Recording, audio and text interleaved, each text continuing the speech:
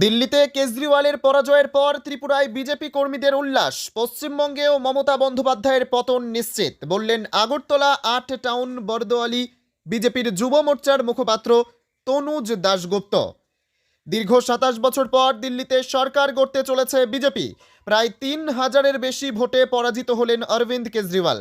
দিল্লিতে আম আদমি পার্টির পরাজয়ের পর আগরতলা শকুন্তলা রোডস্থিত ভারতীয় জনতা পার্টির মণ্ডল কার্যালয়ের সামনে বাজি পটকা ফাটিয়ে বিজয় উল্লাসে মেতে উঠলেন ত্রিপুরা প্রদেশ বিজেপির সকল কার্যকর্তারা।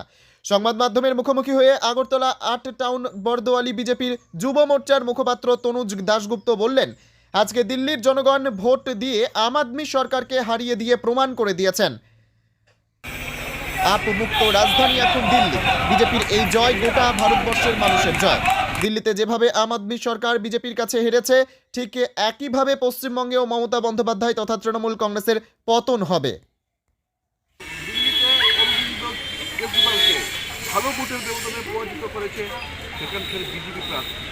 এই বিজেপির যে বিশাল জয়, সেই জয় কথা কী বলবেন?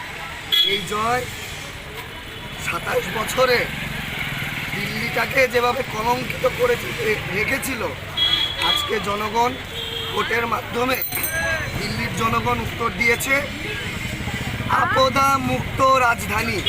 বিগত পার্টিকে শর্ট ফর্মে ওরা বলতো এপি, মানে আপের সাথে একটা দাগ লাগান, আপদা মুক্ত রাজধানী হয়েছে। এই জয় শুধু দিল্লিবাসীর জয় নয়, এই জয় গোটা দেশের রাজধানী তো দিল্লি, গোটা দেশের প্রত্যেকটি নাগরিকের জয়। সবচেয়ে একটা আনন্দের মধ্যে একটা হাসির ব্যাপার হলো, লজ্জাজনক ব্যাপার হলো, ঘৃণ্যতম ব্যাপার হলো, এখানে যারা ত্রিপুরা রাজ্যে বামকেশ নামে পরিচিত আর গোটা দেশে কংগ্রেস নামে পরিচিত, এরা শুনলাম নাকি, দেখলামও এক সংখ্যায়ও নাকি পৌঁছতে পারেনি।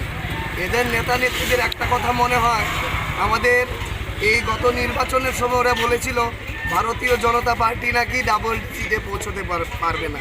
ঠিক আছে, ওদের কথা মিথ্যা হয়েছিল, ওরা তো সিঙ্গেল ডিজিটেই পৌঁছতে পারেনি। থাক, ওদের সাথে কথা বলে লাভ নেই। আমরা এইটুকু আশা রাখছি, নরেন্দ্র মোদীজির নেতৃত্বে আগামী দিনে, মানে বিগত দিনগুলোতে দিল্লির সাধারণ জনগণ যে সুযোগ সুবিধাগুলো থেকে পিছিয়ে ছিল, সেগুলো নরেন্দ্র মোদীজির নেতৃত্বে প্রতিটি ঘরে ঘরে পৌঁছবে এবং সবাই আবার সে সুন্দরভাবে বাঁচতে পারবে। এই যে মানে পশ্চিমবঙ্গে একটা মানে বিয়ে সরকার রয়েছে তৃণমূল কংগ্রেস, আগামীতে এই সরকারকে দিদি মতন না, এটাকে কিন্তু একটা হিটলার শাসন বলা চলে। কেন আমি বলি, সব কিছু আস্তে আস্তে হয়। এটা ভারতীয় জনতা পার্টি, এটা আপনারাও জানেন। এরকম কিছু নয় যে চেঞ্জ হতে পারে না, সব কিছু চেঞ্জ হতে পারে। আর দিল্লিতে চেঞ্জ হয়ে গেছে। আর মমতা ব্যানার্জির কথা তো বলে লাভই নেই। উনি যেভাবে সন্ত্রাস চালাচ্ছেন, যেভাবে একটা ভোটের আগে আমাদের ত্রিপুরা রাজ্যে, যে আপনি তো একজন রিপোর্টার, আপনি একটা এরকম রিপোর্ট পেয়েছেন যে ত্রিপুরা রাজ্যে একটা মার্ডার হয়েছে, রাজনৈতিক মার্ডার হয়েছে, একটা আপনি পেয়েছেন? পাননি। কিন্তু আপনি কলকাতায় যান, হয়তো বা শুনতে পাবেন গতকালকেও কি মরে গেছে। তাই উলুর যখন পাখা ওড়ে, তখন আমরা ছোটোবেলায় শুনেছিলাম উলুর পাখনা উড়ে মরিবার তরে। এই দিল্লিতেও হয়েছে, আমরা দেখেছি। ভারতীয় জনতা পার্টি আজকে জয় জয়কার। পশ্চিমবঙ্গেও আর বেশি দিন নেই, সবাই দেখতেই পাবে। আপনার নামটা? আমার নাম তনুজ দাশগুপ্ত, ৮ টাউন বরদোয়ালি যুব মোর্চার মুখপাত্র। ধন্যবাদ আপনাকে।